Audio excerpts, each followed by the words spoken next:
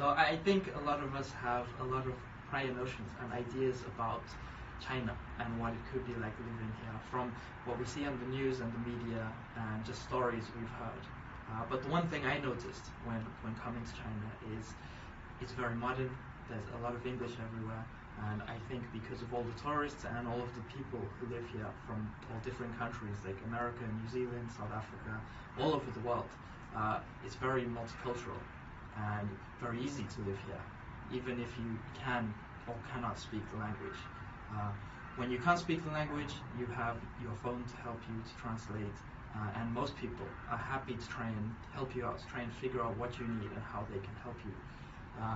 When you do know the language, it helps you a lot because it helps open doors and make better connections with the people around you, and people are very appreciative of your efforts in trying to speak Chinese.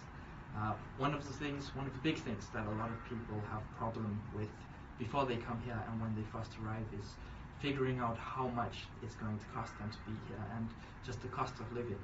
I think Meiji is very good with this because one thing that can be very expensive for people moving to China is paying for rent, especially. There's different ways people pay for rent here, and often your first month could be deposit plus 3 months of rent up front, and it's a big chunk of money to be paying. So with Meiji helping you to find an apartment, that stress is completely gone. Otherwise, your cost of living just depends on you pretty much.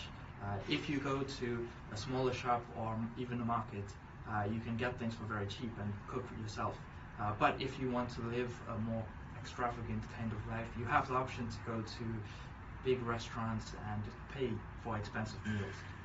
But your life could be very cheap or more expensive, just depending on what you want to do. So I hope my information can help all of you. I've been very happy here. Thanks.